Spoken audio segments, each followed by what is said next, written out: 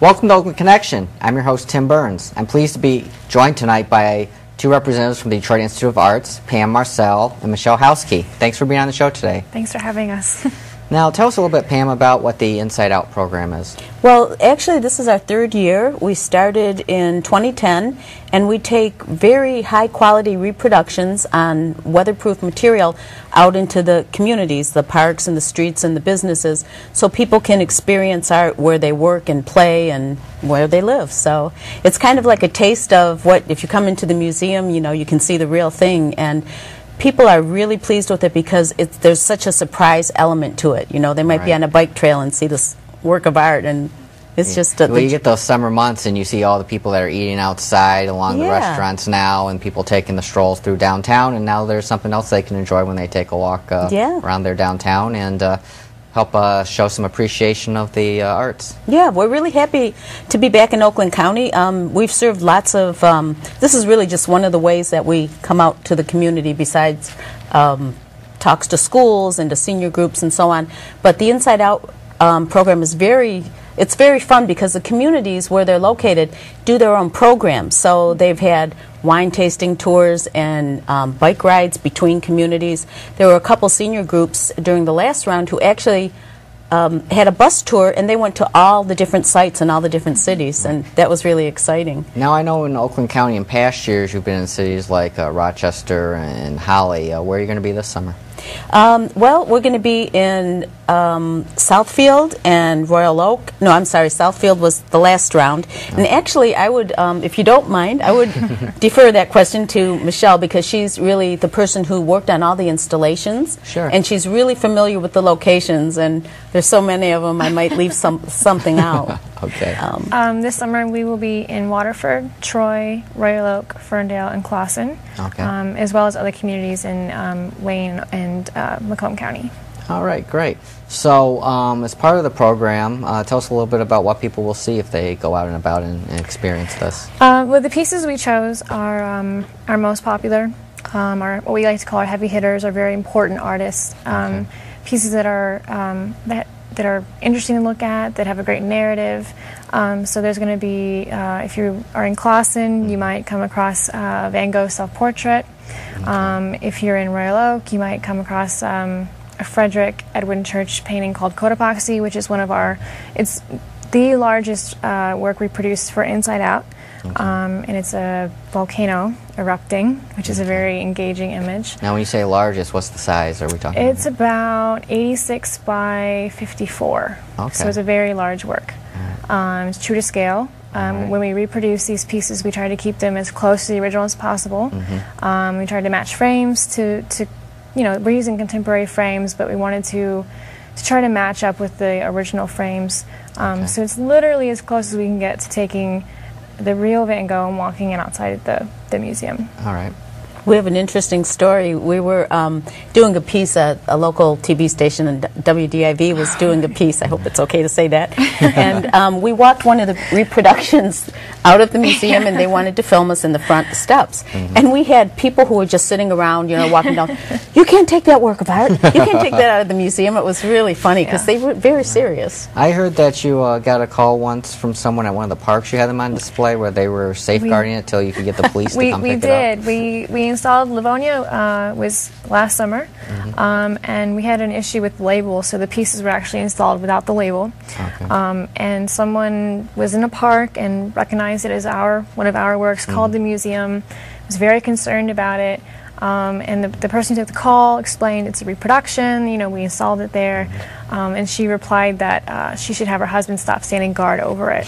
So what I've realized, and what we've come to find out, people have taken they have a real love of these reproductions. You know, I've had people tell me that they're going to, children, that they're going to, you know, stand guard and watch them and protect them from the hoodlums in the community. I've had people threatening to chain themselves to the works before they come down. The hard part is actually when we take them down, because you become accustomed to them, and the community falls in love with them, and so that's really endearing, and it's something that we couldn't have ever anticipated. How do you decide, you know, of all, I mean, you have a lot of artwork down there, how do you pick which ones you're going to reproduce and which ones you're not?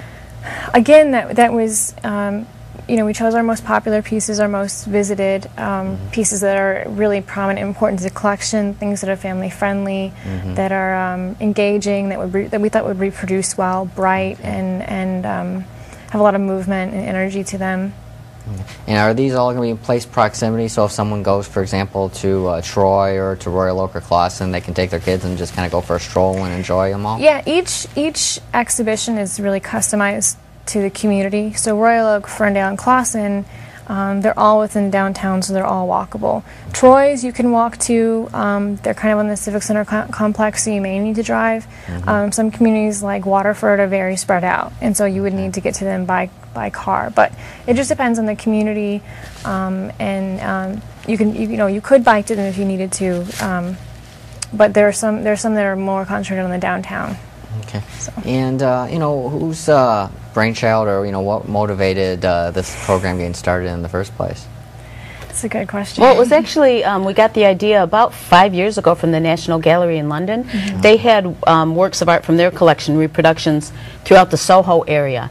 Actually, it might have been a little earlier than that. It might have been around 2007 or so. Anyway, we couldn't afford it at that time, and it was kind of like on the back burner. We'd love to do that, and then one of our board members who had a company that could make the reproductions inexpensively offered to pay for the first round, and we were so excited about it, and it's kind of evolved since then. And what's really interesting, I mentioned that the communities have their own programs. We got an idea from the community actually for a photo contest, because unsolicited people have been like reenacting some of the scenes. Oh yeah. Yeah, it's really cute. The Nightmare, or a Halloween festival, they dressed up as the monsters, and this last round there's a painting called A Day in June, and it's like the turn of the century, the early 1900s. People in a park, and with parasols and the costumes. So they just got period costumes. They kind of set the scene and took pictures. So this time we have a photo contest, and we're encouraging people to kind of restage what's happening in the paintings and send it in to us. And now, does the painting need to be in the picture, or is this totally separate? Doesn't necessarily have to be in the image. The one that this was Farmington that actually staged Day in June. They sent it to us, and we put a side-by-side comparison so you could see the painting and then see their image. Really creative. So how would someone participate if they want to be involved with this? It's on our Facebook page. We have a newly created Inside Out Facebook page this year that we're linking to all the community businesses and organizations, and we're cross-promoting events. So that's one of the best places to get information as far as tours and moonlight tours and the photo contest information. We'll have the maps available, and you can upload your photos. And it's Facebook, and it's dia.insideout. Okay, great. And residents also get a free day, free general admission to a Sunday, a family Sunday. And what's really exciting this summer is we have 3 exhibitions that are free with museum admission. So while they're in the museum, they can stop and see 5 Spanish masterpieces, Picasso and Van Gogh, and a Patti Smith photography exhibition. Now, are these exhibitions that of work that normally aren't displayed, or are they exhibitions from another gallery coming in? They aren't. No, the Picasso and Matisse exhibition is from our collection. It's prints and drawings, but they haven't been grouped together like we're going to do it. Patti Smith came from another museum, and then the 5 Spanish masterpieces are from museums like the Met and the Prado in Spain. And the only way we could get those loans is because the DIA has such a stellar collection and reputation that people say, well, we might want to borrow the Nightmare one time. And it was really difficult to get the loans, but I think people should take advantage, because these probably won't be seen in the U.S. again for a very long time. Now, are those 3 rotating, or are they through the whole summer all at the same time? Pretty much, they'll all be on view during probably till early September. Some are on till January. We have a Dali, which we almost never get in the museum. Yes, we're very excited about a Goya. I mean, it's very exciting work. So, so if you're in a community that is hosting this, you get a free day where anyone who's a resident can come down. What do you have to do to participate in that? You show a driver's license, you get 4 free admissions to the museum. You can bring somebody who's not from Troy, for example, if you have your license. And all of the free days will be listed on the Facebook page and on the museum website. But Troy's is going to be Sunday, July 22nd. Ferndale, Royal Oak, and Clawson will all be on Sunday, August the 26th. And again, all this information will be on the website and on the Facebook page. Have you found since you started doing this? Has this created a renewed interest in the DIA from people in the suburbs? I have heard things, you know, there's so many stories.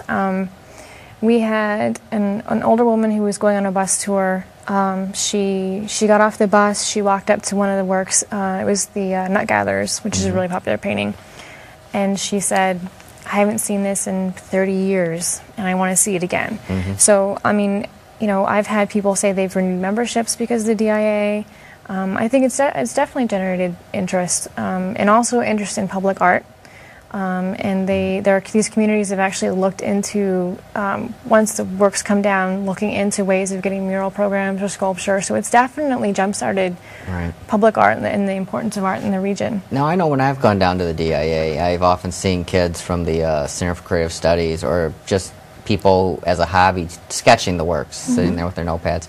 Have you found that anybody's out in the community stopping by and doing sketches of the stuff you hung out? I have yet to see that, but some of these communities, is very, very eager, creative communities, have actually had plein air painting. They've organized events where they have local artists out actually painting on the streets during some of their events and things, and so they're actually making works in response to the pieces on the wall. And then the Taylor Conservatory made a living painting. They had the Monet, they had our Monet, which is a garden scene, and they actually made a succulent painting in response to it. So I have yet to see people sketching them, but I hope that they There's a whole lot of stuff associated with it, more than just the painting being up there, though, which is good. Good for the community, good to get people out and interacting. I find so often people just seem to be staying in their homes, and it's a good way to get people out, meet your neighbors, enjoy being outside, enjoy your downtowns. So I appreciate that you're doing this. Now, what is the website for the DIA if someone wants to look up this information? It's www.dia.org, and then /Inside Out. You can also look under our exhibitions and events, and you should see an Inside Out tab as well. Well, thanks for being on the show today, and hopefully you'll be continuing this program. We can have you back in the future to talk about more and more of these exhibits as you keep doing them. Wonderful. We'd like to hear from you once you see these out in your community, what you think. Definitely. I'll definitely be taking my 2 3-year-old twins out to experience this. It's a short walk in Clawson from our house, so we'll definitely be taking advantage of that. So if you live in Royal Oak, Clawson, Troy, Waterford, or Ferndale, make sure you check out the DIA Inside Out program this summer. They'll be up until around Labor Day. Thanks again for being on the show. You're watching Oakland Connection, and we'll be right back.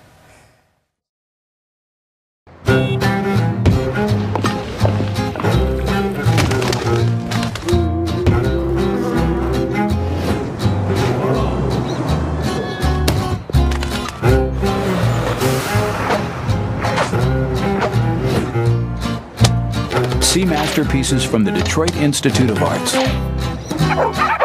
right in your own backyard. Experience the DIA's Inside Out Street Art Project. Locations at dia.org.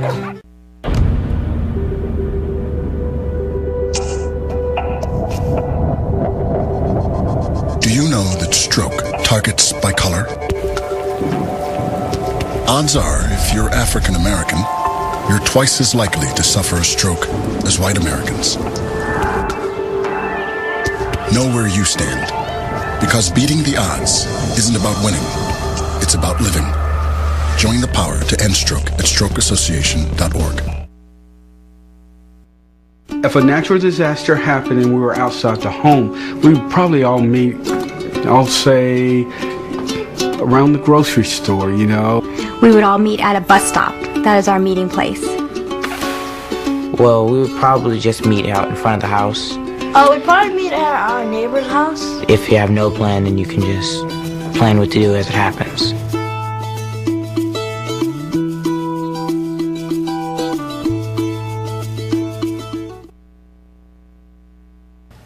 You're watching Oakland Connection. I'm your host, Tim Burns. I'm pleased to be joined by Jonathan Schechter, who is the naturalist and writer for the Oakland Press. Thanks for being on the show, Jonathan. It's great being here. Thank you.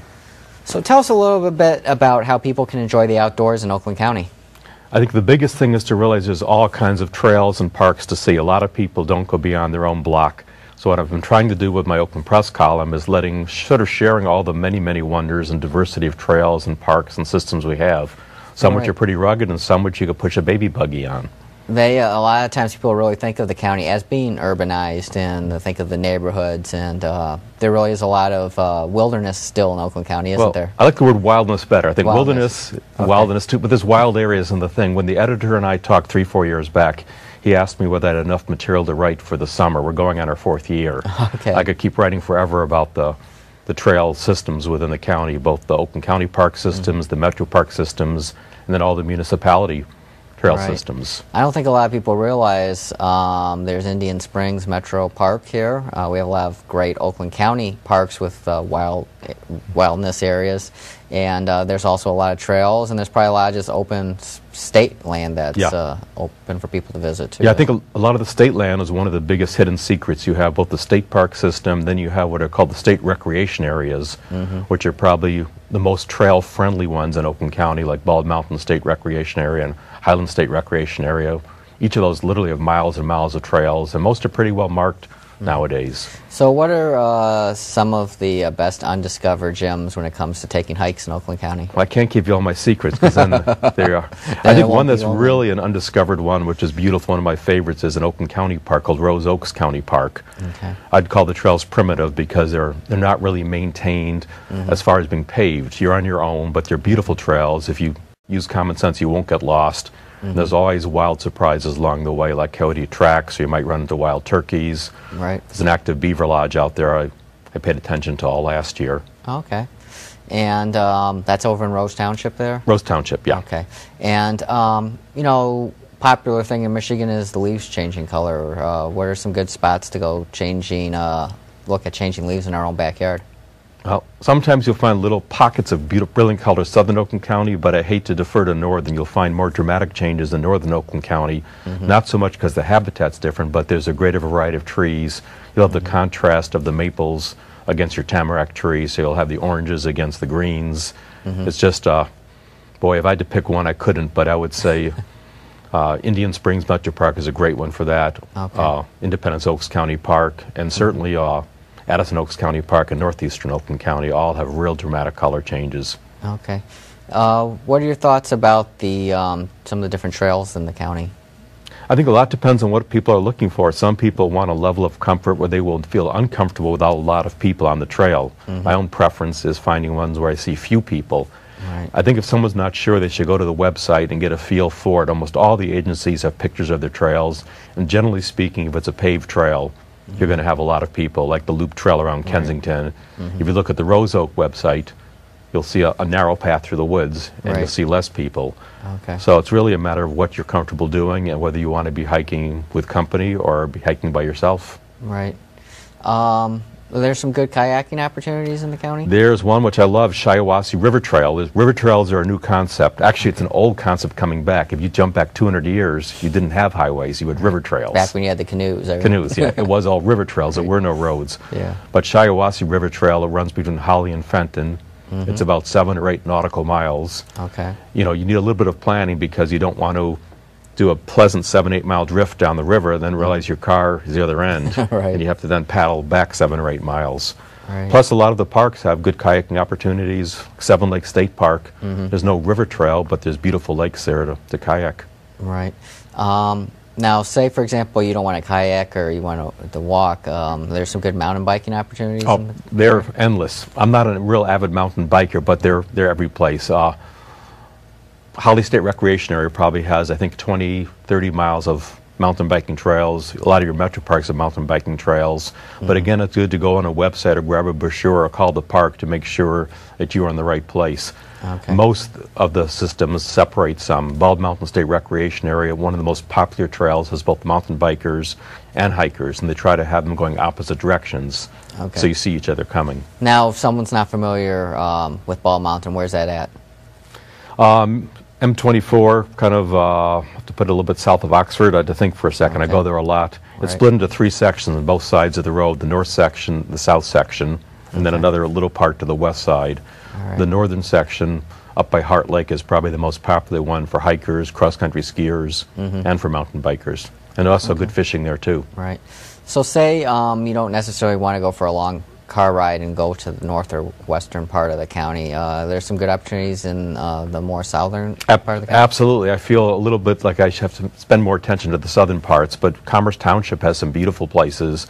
There's one called Robert Long Park. I went to it for the first time a few months ago and I was absolutely amazed. It's right by M5. Okay. There's constant background noise, but absolutely beautiful. Got some great pictures of tree swallows there, all kinds of waterfowl. And there's surprises every place. I think the biggest thing is to don't do all your nature exploring on TV. Get outside and look around and see what's there. So, say you have young children at home and you're saying, I don't want them sitting here playing video games and watching TV all day. What are some tips you'd give to some parents to get your kids outside and enjoy nature some more? That's a frustration. Even on trails, I've seen 4- and 5-year-olds walking around on a nature hike, looking down at their iPod already. Right. I think the biggest thing is trying to find something that excites them right away. Kensington's a very good place for that because it's a real popular in the winter, a lot of bird activity. It's one of the few places where you'll have people holding sunflower seeds in their hand. Little kids get excited to see birds landing in their hand. Okay. And that's probably as exciting as watching an electronic device for them. Right. What are some of the more popular things you think might interest people when it comes to looking for animals or birds in the county when walking into some of these trails? I think one of the biggest things is don't have your heart set on, let's say, finding one thing. I always like hoping to see a coyote or see a fox, but if I don't get my wish, I'd be disappointed. I think it really is just getting out there, enjoying, and taking the time to look to the sides of the trail. I mean, some people want to go just purely for the exercise, and they have blinders on, which is fine if they want exercise. Right. But a lot of the trails have benches. If you sit on a bench and do nothing for 2-3 minutes, suddenly you'll see you're not there alone. Right. And some of my best wildlife sightings have been surprise sightings when you just stop, whatever's out there then starts moving again. Right. And I ran into a deer with a fawn about 2 months ago, actually, about a month ago, just when I stopped for a few minutes. Okay. Have you found that animals tend to not be as scared or more accustomed to humans now than they may have been earlier? I think a lot are very habituated. It can be a mixed blessing. By habituated, they are very accustomed to our ways, almost more accustomed than we are to our ways, which means that sometimes you'll get very close. But there also can be a problem then. People will try to coax things with food, which can be a dangerous situation. Right. Because suddenly then the animal is expecting the person to be providing for them. Right. But in Oakland County, most species know there's people around and either step to the side or they try to approach because they're accustomed to getting a handout. Right. So tell us a little bit about, say you are walking around and you come across a raccoon or a possum or a fox or maybe even a coyote. What should you do? Should you back away? Should you just stay there and watch it? Well, you threw 4 questions, but I'll generalize a little bit. Most of the mammals, including squirrels, are going to back off from you. Okay. I get a fair number of calls from coyotes, and usually the situations are being misinterpreted. People are saying, we were out hiking early morning, we saw a coyote, it was stalking us. And I'll ask what it did, and they say, well, we saw it on a ridge. That's not stalking any more than seeing a deer on a ridge. Yeah. The coyote was just paying attention to you. Right. But the biggest thing is really don't encourage. If you have a raccoon along a trail in a metro park or county park, probably it's been fed. And if someone sees a coyote, the worst thing you can possibly do is to run away. If you run away, you're telling the coyote, I'm weak, I'm afraid, I'm potentially prey. Coyotes are not out attacking people, but they learn very quickly. If you suddenly yelled at the coyote to go away, it will. If you run off, the coyotes learn very quickly that humans are something that they should not be afraid of, and we want them to be afraid of humans. Right. Another question is it seems like we have issues sometimes with animals because there aren't a chain of predators anymore. What are some things that we should be aware of? Is it good to have coyotes because it might get rid of some of the mice and things There's like that? so much myth and misinformation out there. A lot of people are saying they're moving into Oakland County because we've destroyed their habitat. Right. Totally untrue. They're moving into Oakland County because we're providing habitat. Okay. We've created like a Garden of Eden for them because they like to eat mice, rabbits, small things. Right. They can live very well in ravines, travel train tracks. We have everything they want, and the golf courses are a huge attractor of coyotes indirectly. One of their favorite things are goose eggs and young geese and mice, all of which a golf course creates. Right. So, talking about geese, do you have any good tips on how to keep them away? Not people that people are going to want. If you let your grass get 6-7 inches tall, they're going to go away. You won't find geese in tall meadows. They like short grass. You have short grass up against water, you're going to have geese in Oakland County. I'm sure the audience has noticed you brought a little something with you. You want to tell us about I did. I brought along a replica coyote skull. Oh, okay. It's just basically to show, this is our largest, let's say, native predator in Oakland County, which is it's considered a creature of opportunity. Right. If it'll take a mouse, it'll take a rabbit, it'll take a fawn. It has people very, very upset, but that's what they do. They basically keep the wild and wildlife. Without a few predators, the species they eat basically become fearless and just start gathering in larger numbers. Right. But I think they're great having them around, and you rarely see them. You hear them quite a bit in northern Oakland County all year round. Right. So, are there any animals that come through, like migratory, or might just sometimes make their way through as they're going someplace else when it comes to Oakland County to keep an eye out for?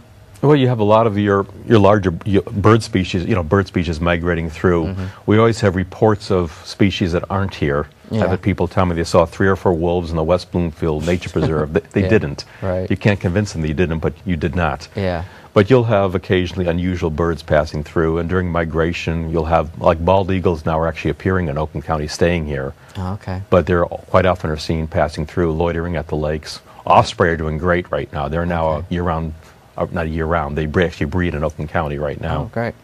So, are there any problems with people introducing animals that might be sticking around that shouldn't be here? Like you heard about the snakes being dropped in the Everglades. Is there anything like that going on here in Oakland County? Well, thankfully, if someone was to put, let's say, your exotic-type snakes, they're not going to survive winter, but I have no question people sometimes dump unwanted things in the parks, right? Which is not a good idea. Introduced-wise, the biggest problem is more likely with a fisherman bringing in bait which shouldn't be in a lake and then accidentally releasing it. Yeah. I guess, and just to wrap up our interview here, as you're walking around, one of the things I hear people scared most about going out into the woods is that they hear that there's rattlesnakes. And there are natural rattlesnakes here. Massasauga rattlesnakes, we're pretty much ground zero. White Lake Township, Indian Springs is probably the best place. Almost every bite that occurs in the dominant hand of an intoxicated male. And so the snake is not learning to jump up to bite someone who's drinking. The person is bending down to pick up the rattlesnake. Right. I would be not the least bit concerned. They're here. You'll see signs in almost all the parks now saying Massasaugas are around, but it's not something to be worried about. You don't see bold headlines every day saying rattlesnake bites hiker. It's just not happening. And they are endangered, right? So you shouldn't actually go after them. They're protected, and they're considered a species of concern. I mean, they're abundant here. Outside this area, they're not. Okay. But it's this excellent habitat for them, and most people don't realize that Oakland County is rattlesnake habitat. Right. Well, thanks for sharing some really great tidbits about how we can get out and enjoy nature in our own backyard here. And can you just tell us, if people want more information, how can they find your blog or your articles? So every Sunday I have a hiking column in the Oakland Press, and I also have a blog which is online, Earth's Almanac, which again is linked from the newspaper as well. Maybe we can get you out on a trail too, and I can show you a few of our spots. We should do that. I'd enjoy that. Well, I'll take you up on that. Thanks. I appreciate you being on the show. Thank you very much. You've been watching Oakland Connection. I'm Tim Burns, and we'll see you next time.